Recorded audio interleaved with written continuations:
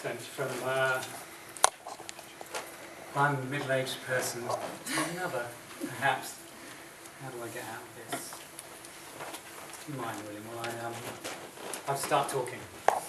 My name's Mike Childs. I'm from Friends of the Earth. Thank you very much for inviting me to speak here. Some of you may know Friends of the Earth, some of you may not, so one of the slides are coming up. Friends of the Earth, I work for Friends of the Earth, England, Wales and Northern Ireland, and have done for almost 25 years, which is a shockingly long time. Friends of the Earth is an international federation of groups. Most of our groups are in the Southern Hemisphere and from developing countries. It is an organisation that tries to cross that bridge between development and environmental sustainability, if you like. So we've always had a strong social justice theme to our work, and that's how we approach many of the issues we strive for. So once upon a time, strapline, and I've lived through a few, used to be for people and planet. Our strapline is now see things differently, which you can make of what you will. Because I'm an old timer, I've lived through some good times and some bad times when it's come to campaigning for positive environmental change. I'm going to read out a quote for you, and put your hand up if you know who said this. It's we Conservatives who are not merely friends of the earth, we are its guardians and its trustees for generations to come. The core of Tory philosophy and for the case for protecting the environment are the same. No generation has a freehold on this earth. All we have is a life tenancy with a full repairing lease. This government intends to meet the terms of that lease in full. There must be some hands up. Some people must recognise. Very good. Some old timers recognise it. You don't count, I'm afraid. Sorry. Who do you think? Actually, that's John, isn't it? You're a bit of an old timer. Go and shout out who you think it was. Yeah. It's Margaret Thatcher. It was Margaret Thatcher. That's right. In the very late 1980s, she made that speech to the party conference to loud applause. It followed, perhaps that's why it followed on some European elections where the Green Party in the UK had an astounding vote of, I think it was 15 to 20% of people voted Green. Sadly, I suspect many more are going to vote UKIP this time round. But a sense that, there was a real peak in terms of environmental concern around the late 80s and early 90s. And there was a real hope and aspiration for environmentalists and people who were starting off their environmental campaigning career like me that actually we can make enormous moves and changes now and shift the way that we deal with the planet, the way we pollute, the way we use its resources. There was also a peak later about climate change. Put your hand up if you recognise this. Climate change has become alarming and simply unsustainable in the long term. Going on to say, it's not just a matter of adjustment. I mean, a challenge so far-reaching in its impact and irreversible in its destructive power that it alters radically human existence. I mean, in the lifetime of my children, certainly, and possibly within my own. So hands up who knows who might have said that.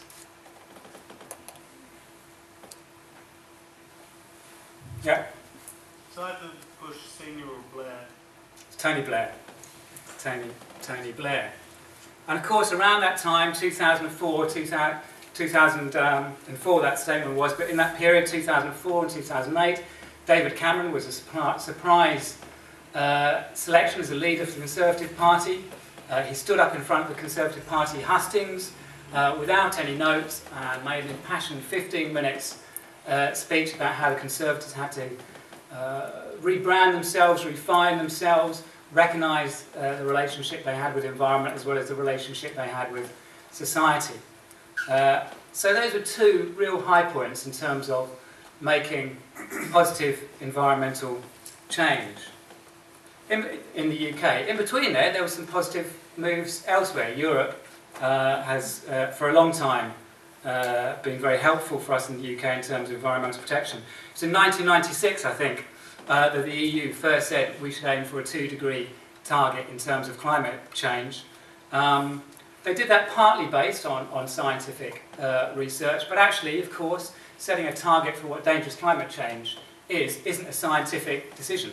It's a social and political decision, because in effect, by choosing a target at any position, they're making a judgment about what we value in the world, what we're prepared to lose in order to accept a degree of warming, and what we're not prepared to lose.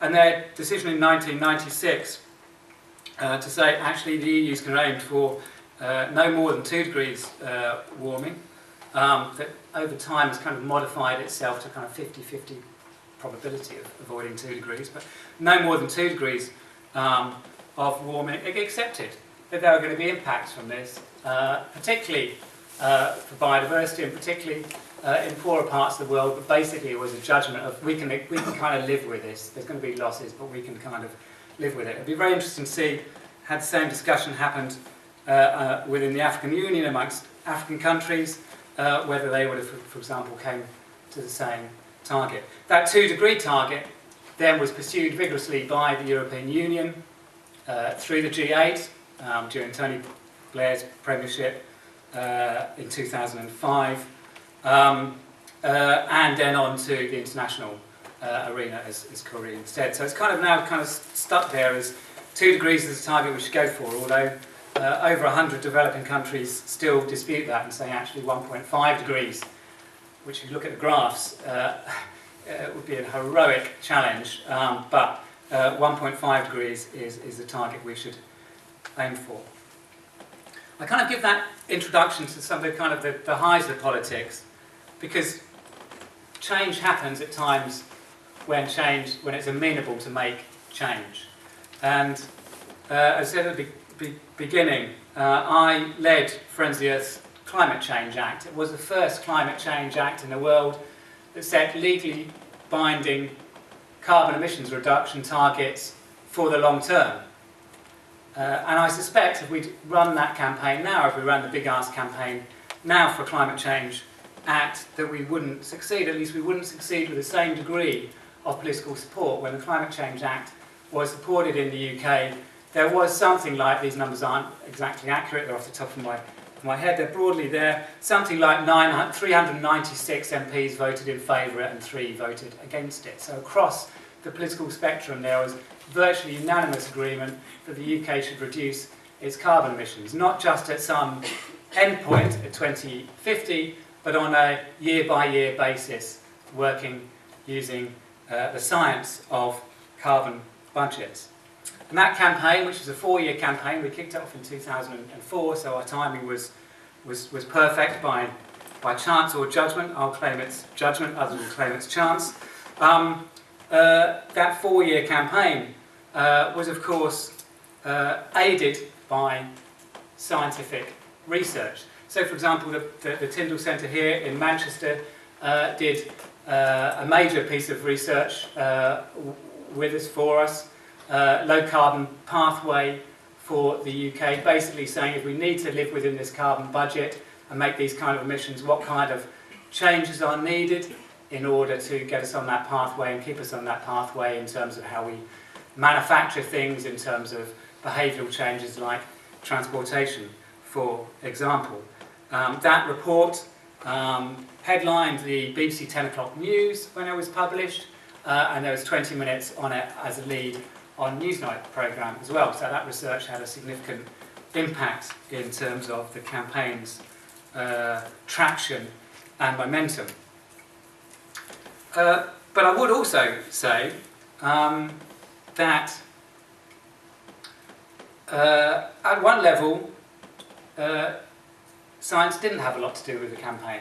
So actually, the campaign was largely won, not only won, was largely won by Friends of the Earth local groups. We have local groups around the country going out into the high street, talking to people about climate change, getting them to sign a postcard, send it to their MP.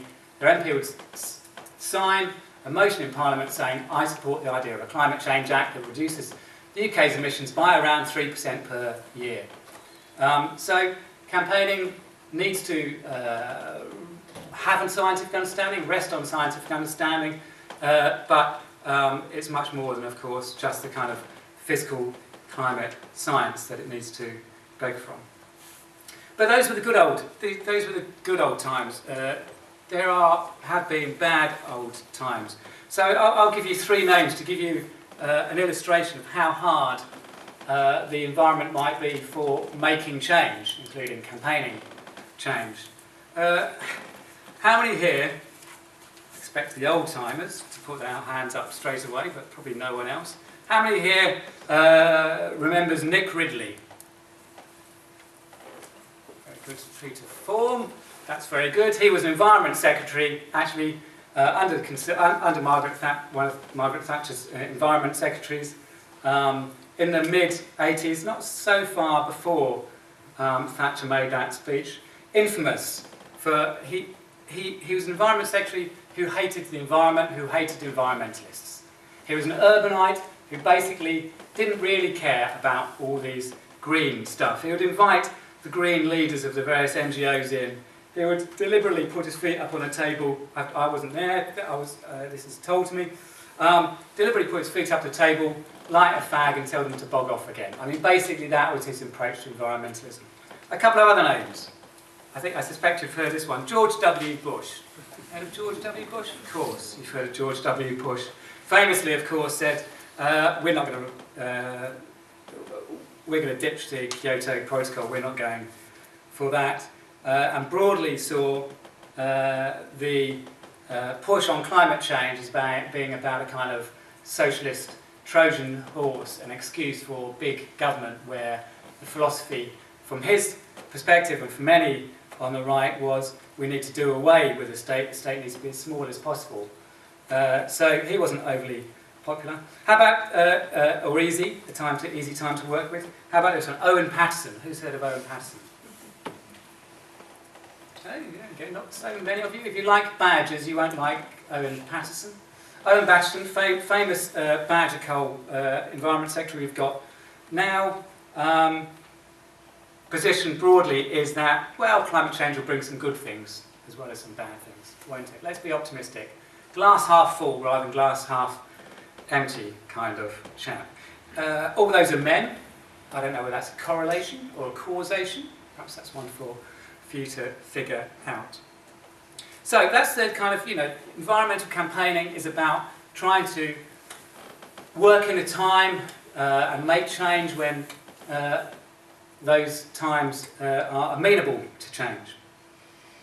So how does research fit into this? Why are you here? Are you here as because you want to research for a purpose? I suspect many of you are. I suspect many people who do research around climate change now are alarmed by what they really understand about climate change, want their research to make a difference. I suspect that's why you're in the room.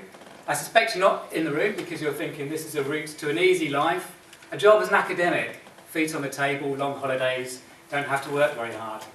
Because if it's the latter, I'm afraid Thatcher did away with that as well when she did away with tenureship for lecturers, a job for life, that's gone, and you have to work hard, and your universities bang on your door and say, impact, impact, impact, and your students say, hey, I've just paid you 30 grand, I want a bit more than this. So I suspect you're not in it for an easy life. I suspect you're here because you want to make a purpose. And I suspect many of you are here also because you're looking at trying to identify solutions to change. So not just understanding the world. Now, pure research that looks at how the world works is vitally important. Much of that was in the physical basis for climate change, the IPCC report in September. But actually, many of you will be around solutions work, which means it's much more, of course, than just physical science. It's about interdisciplinary science. And that's what I love about the Tyndall Centre. When it was set up, it recognised that actually, if we're going to study properly questions like climate change, but also address issues like climate change, we need to borrow from all the disciplines that we have, rather than narrowing them down. So, what research would I say, as an environmental campaigner, a research and environmental organisation, what kind of research do we need? I'm going to point you towards a research project that I lead for the organisation. It's our kind of big R&D project. We call it the Big Ideas Project, which is a grandiose title, unnecessarily grandiose probably. And we're looking at a number of topics to try and see what changes are needed over the next 20, 30 years if we're going to deliver well-being for people and the planet. Within that research, we recognise that whatever work we do, and all we're doing in this work is borrowing from the work that people like you do, that research has to be cognizant of some major changes in the world. Corinne pointed to the major change in terms of population growth in her last slide there. We identified within this kind of 6 mega trends that we need to be cognizant of. These trends aren't fixed. They may be changed. They may change, but they're mega trends nonetheless. And this is the environment within which we will have to campaign or try and change the world. So shifting power. You know, there's no sense that the USA is now the power in the world. We can see the rise of China, India, the other so-called BRIC countries. But also we see the rising power of non-state actors, whether that's the growth of corporate power within the world. We see in many countries disengagement with politics. We see certainly within many countries, a real debate about the role of the state. Should we have a big state? Should we have a small state? And this debate is a fundamental debate that there is no answer to yet, but there's a sense of there is shifting power. There is a sense that the state is less able now to dictate how the world's going to unshape in the future than perhaps it was in the 50s or the time before the 1950s in our century. So, perhaps this speaks to the impossibility, perhaps, as some would say, of coming up with some kind of grand plan to solve climate change. In the same way that the Climate Change Act, if you like, could be seen as a grand plan for sorting out the UK's challenges in terms of carbon emissions. Mike Hume, who was one of the founders, I think, of the Tyndall Centre in the first place, has written quite a lot on this now in terms of his frustration, I think, comes through from what I've read at least, is this kind of hankering from environmentalists, politicians and others, that somehow we're going to get all these nations together in one big room and we're going to thrash out a grand plan that's going to map the way to solve our climate change problem. He would suggest that's just not going to happen. Any solutions are going to be much messier than that because of these kind of shifts in power that we've seen over recent decades. Another major trend is that we have bigger, more integrated economies and greater instability within that. The banking crisis is obviously a case in point. That greater instability and that economic crash we saw certainly shifted politicians' gaze. For those who are still interested in climate, their gaze shifted almost overnight to how do we fix our economy? This is a real problem we need to challenge with. That makes it incredibly hard to campaign for environmental gains during this period of time because the mantra of not just our government, but many governments is economic growth has to come first. Once we've got economic growth back, then we can start dealing with problems like the environment. As we all know, we need to deal with environmental issues now rather than wait for later. Other challenges that are important to bear in mind as we search for solutions to climate change is we'll have a larger population for sure. It'll be older, and certainly in some Western countries it'll be a lot older, but also in China, Japan as well. It'll be much more urbanised. At the moment, around half the world's population live in urban centres. That's projected to be around 70-75% by 2050. There is declining discrimination, painfully slow declining discrimination. We still see far too many, in scientific conferences I've been to, but also more broadly,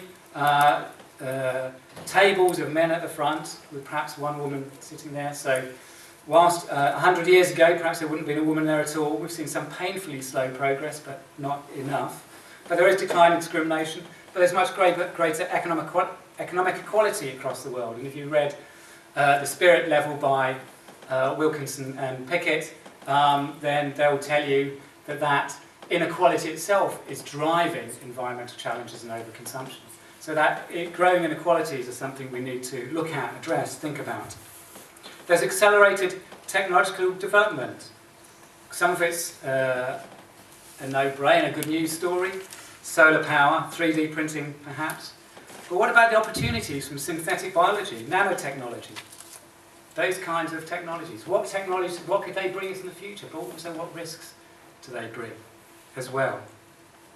The IPCC report made it very clear that if we don't have carbon capture and storage sorted, the chance of staying below that 2-degree threshold is very small indeed. In fact, we probably need to have carbon capture and storage so we can take carbon out of the atmosphere, as Corinne said, in terms of negative emissions. So we still need technological development out there, but they bring risks, and societal acceptance is a challenge.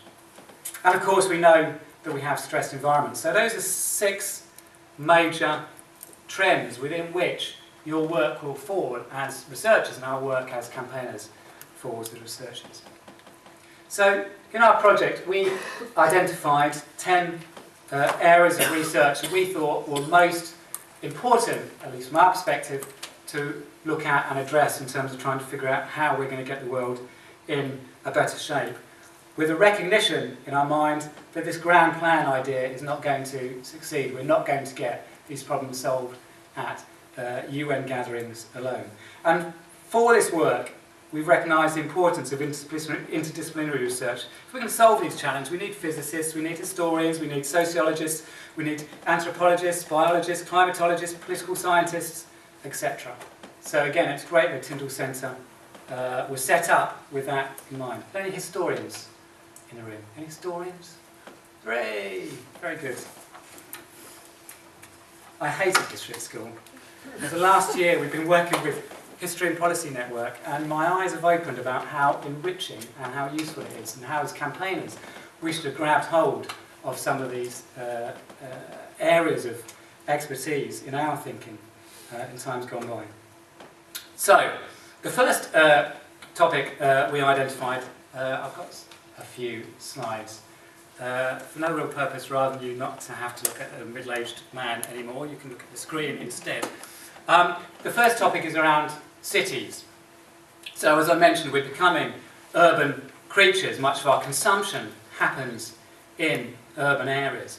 Many people, I think rightfully, are probably saying that cities are the location where the solution to our environmental problems need to be found.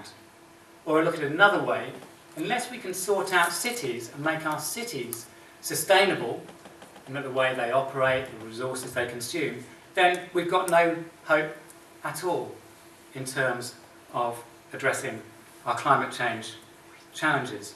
And it's very interesting that the very recent IPCC report on mitigation had a significant section in there saying actually cities are really important. I think that wasn't in previous IPCC reports, that's Corinne's nodding, before. So there's a recognition, I think, that actually this is where we need to do much more work, both in terms of campaigning to try and make our cities greener, but understanding how we can make our cities greener and more sustainable.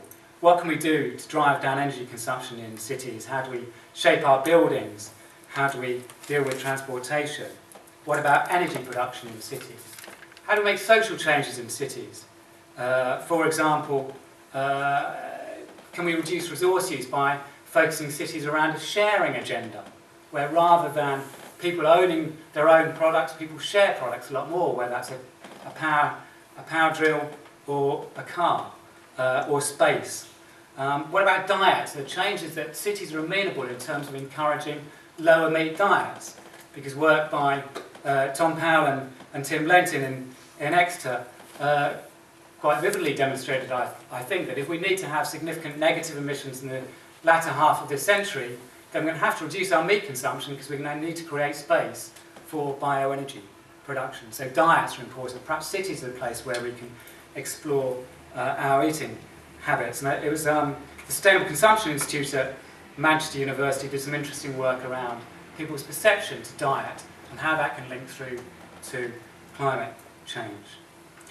What's happening in cities at the moment? How is it working? The C40 network of cities, which isn't 40 cities anymore, it's about 70 cities. It's the bigger cities around the world, but also some of the smaller, more dynamic, greener cities are invited in as well, are driving forward to change.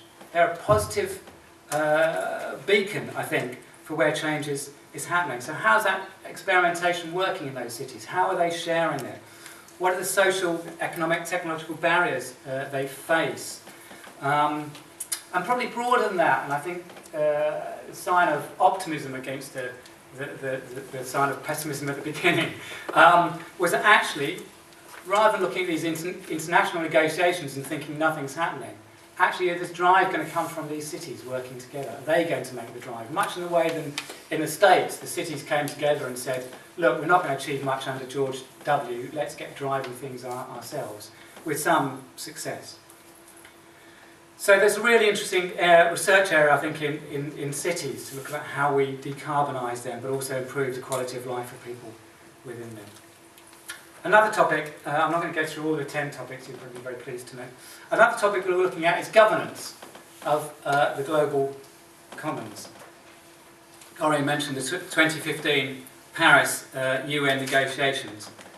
Put your hands up here if you're optimistic that the 2015 Paris negotiations will lead to a significant enough agreement that will get us on a pathway avoiding 2 degrees. Put your hands up if you think that's going to happen. Okay, very good. I'm not sure. You can opt out, Corinne, if you want to. Put your hand up if you think that's not going to happen. If you think actually 2015 is really not going to work.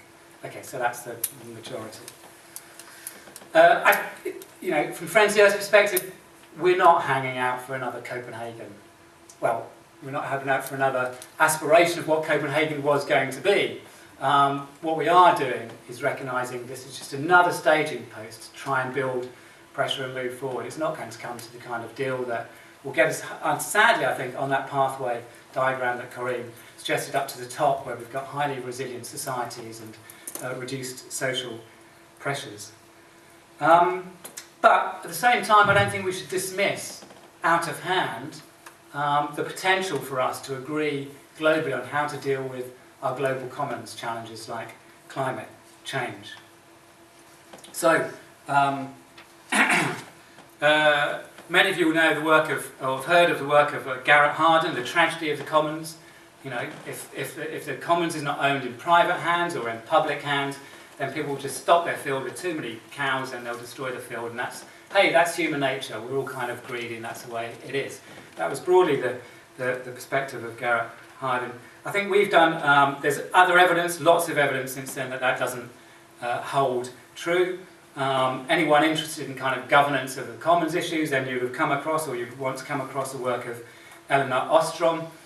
Brilliant work identifying the different 8 principles and 10 factors that demonstrate that if those conditions are in place, then actually commons can be managed very successfully, certainly at a local level. And there's lots of examples of irrigation, forests, agricultural land being managed sustainably by communities. They're not privatised, not necessarily managed by the state. So the tragedy of commons doesn't necessarily happen.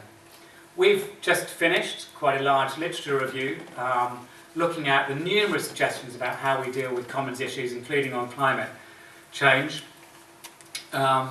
And broadly speaking, we've come up with kind of 4 ideas that we're going to float and test with people. That these ideas are going to be important if we're going to, at some point, get a global deal that is commensurate to the challenge ahead of us. So if you like, these 4 changes are about trying to change the conditions that might enable a successful agreement to work, because I don't think the campaigning community over the years has done enough to make sure the conditions are right to get agreements on global agreements, and we focus too much on going straight for the global agreements. So we need to do things around changing norms, changing the way that within negotiations particularly, but more broadly than that, how we view and what the norm is in terms of approaching these kinds of negotiations. so rather than conflict in terms of consensus. Much more smaller group dialogue and deliberation, with the most polluting countries in the room with the most affected countries, but also with people from the science community and others, to try and thrash out these, rather than trying to fix something in rooms of 180 nations, trying to first have negotiations in smaller rooms at different levels. We're addressing the asymmetrical power in influence that exists, where some of the big corporations hold large amounts of power and influence over governments, but the people don't. And importantly, freedom of the internet we see as a condition, an important condition in terms of enabling democracy to flourish and for people to voice their concerns. So governance, I think, is an area where there is stacks of research going on about how can we best address these questions. So important that international relations researchers and political scientists engage within this arena, I think. The third topic we're looking at is women's empowerment. Now this is an interesting one. Friends of the Earth talking about women's empowerment. It's a bit odd, isn't it? Actually, that's what some of our supporters said. We on our Facebook page, we posted that we're going to do some work around women's empowerment. And there was a massive debate. About half of the people involved in that debate said, why at all is Friends of the Earth interested in women's empowerment? Yeah, women's empowerment's important, we're not saying it's not. But why on earth is Friends of the Earth interested in women's empowerment? The other half saying, no, absolutely, we should do. Women's empowerment is recognised, and certainly recognised in climate adaptation as being critically important for agriculture. Traditionally, particularly from white middle-aged men, it's recognised as part of the solution to population challenges. But we think it's got to be much broader than that. What about women's empowerment in politics? What about women's empowerment in business, in civil society? Most of civil society, unfortunately, reflects much of society. And women are still don't have equality in lots of civil society. What about research? As I mentioned, many of the academic conferences I have been to can still be dominated by men. I don't think there's equality in scientific research yet. It seems bizarre to us, and one of the reasons we address this, it seems bizarre to us, if we're facing the mother of all challenges, which we are, climate change, soil degradation, water shortages, food production challenges, all in the context of a growing population, then why would we only, as a society, capitalise, broadly speaking, on half the world's intelligence?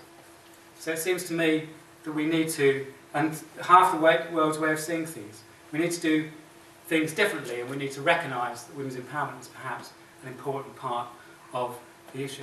But since we got that response from Facebook and others we've talked to, clearly the role of women in achieving environmental sustainability hasn't been researched enough and needs to be demonstrated more, I suggest. So that's the third topic.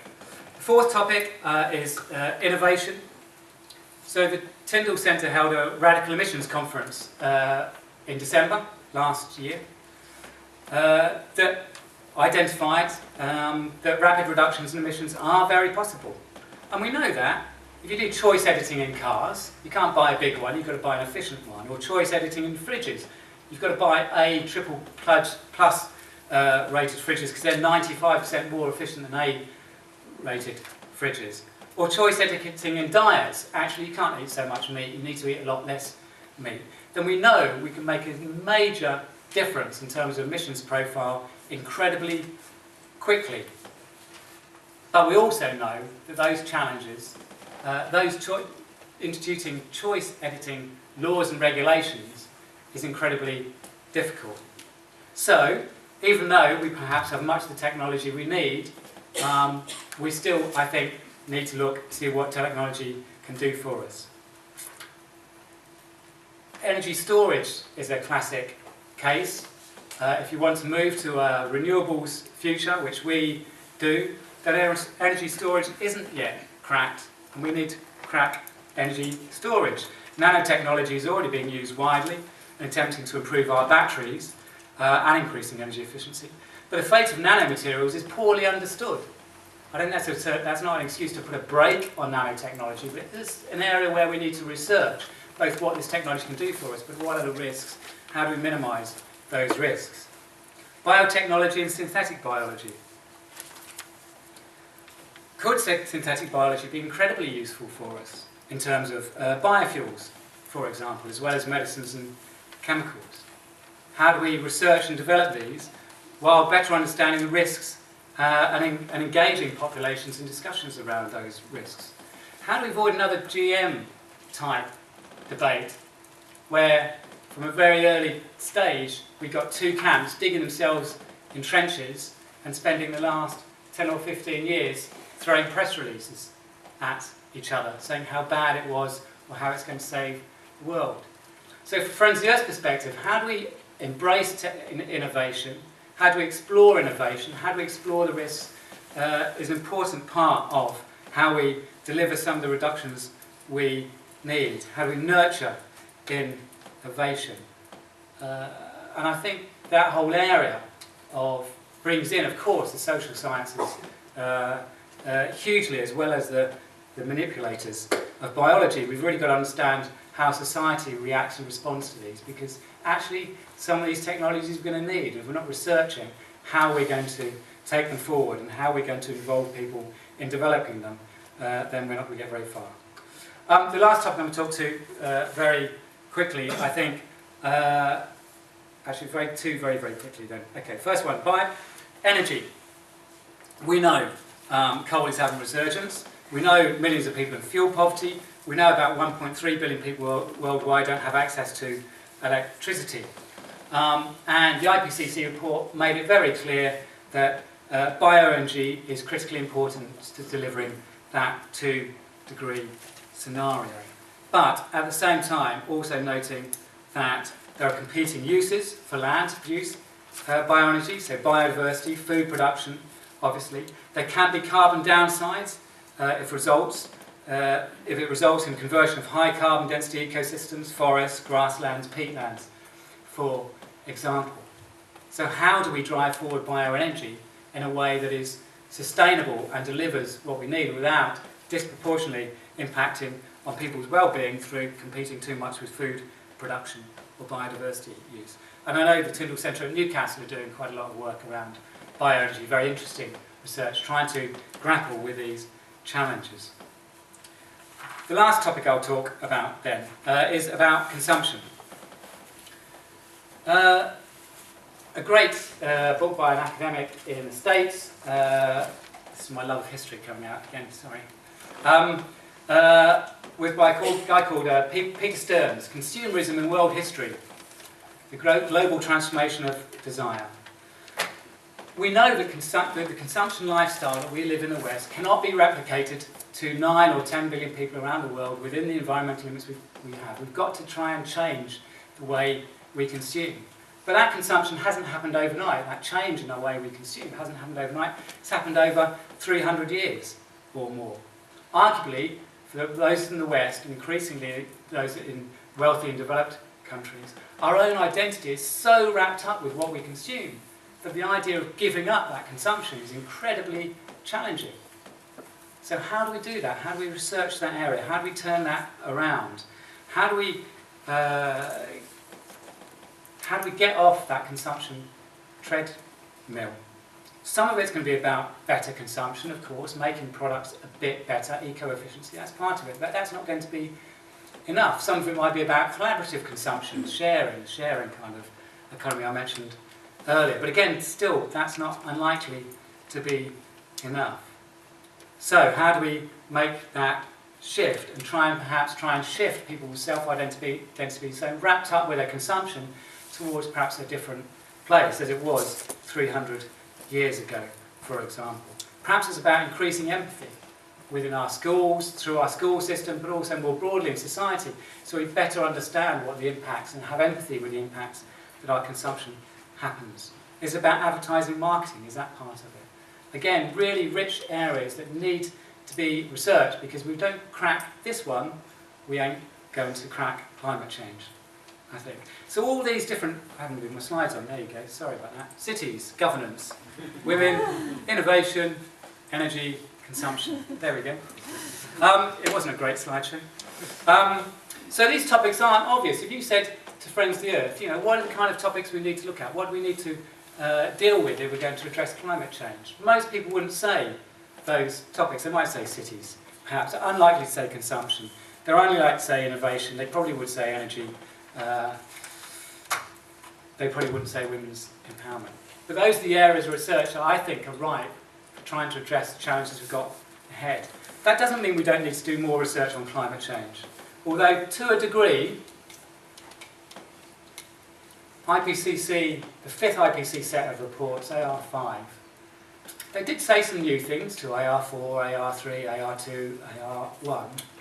They gave more detail, finer detail.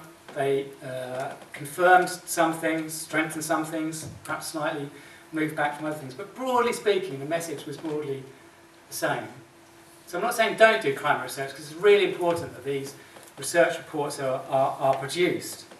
But I think much of the research that will solve climate change will live in different spheres, I think. I would say, I agree with Corinne, I was one at Friends of the Earth years ago who was saying we shouldn't talk about adaptation because it distracts from mitigation, and you know, that was writ large across most people in the climate change community, whether it was researchers or whether it was politicians or whether it was environmentalists. We do need much more research in adaptation, and particularly I think we need research into what are the limits to adaptation. It was clear in the last IPCC report, I think it said, I can't remember the exact sentence, but broadly speaking it said we can't say what there is a limit to adaptation, but we also can't say there isn't a limit to adaptation, because broadly speaking we don't know enough yet. You know, I went to the Tyndall 4 Degrees conference 4 or 5 years ago, something like that. It seems to me, writ large, that we have no hope of adapting to 4 degrees, but clearly that's not what lots of people think, and the research there doesn't say we can or can't adapt to 4 degrees. So clearly we need much more research about what can we adapt to. Can we adapt to 2 degrees really? Can we adapt to 3 degrees? Can we adapt to 4 degrees? Or what does adaptation to that mean, and for who? Because that's critical. From an environmental justice perspective, it may be that some people can adapt to 4 degree lives, but I can bet bottom dollar it's not the poorest in society in this country or any other country. It will be the wealthiest. So we need to be clear about what we mean by adaptation and who's going to suffer. So I want to say thank you for the research and work you're embarking on, your PhDs, and for wanting to address climate change. I'm working on the assumption that you want to help find solutions. I'm also working on the assumption you're not going to go and join Shell or Exxon to try and find out how we can get even more oil or unconventional fossil fuels out of the ground. Your research is really important. It will be really important. I think it's really important in your research you're honest. I think it's really important you're challenging. So I think NGOs have had a free ride over the last 20 or 30 years from researchers. We need challenging when we have sloppy thinking. Everyone has some sloppy thinking. Governments need challenging when they have sloppy thinking as well. And the importance of honesty I'd underscore, actually, because one of the things, certainly within the Blair years, that made the Blair government take climate change seriously was they had Sir David King as their chief scientific officer. Now he's an Australian, I think. He kind of says it as it is one of Australians. And he made it pretty clear to ministers across government that we need to sort this problem, otherwise we were buggered, effectively. Now actually that's strong language from science. We don't hear so often now. There's a few voices say it, perhaps Kevin here at the Tyndall Centre, but actually there's not many voices. There's lots of hedging around and ifs and buts, and I think there is a sense where the attacks over recent years, the shocking attacks perhaps, have made people a bit timid in terms of saying it as it is. So I'd ask you to say it as it is. Of course you need to recognise how your message will fall, but don't temper it too much. And please do share your thoughts with a wider community, with environmental groups and others. We want to hear about your research. You may be able to help us. Even by sharing your research, we can share your research perhaps more broadly with others, because no longer are you, if it ever was true, academics sitting in an ivory tower where you can judge your success by the number of publications and the amount of shelf space in the library. Of course, you're now judged by impact, and hopefully that means your work will impact on the policy community, because we need it too. Thank you very much.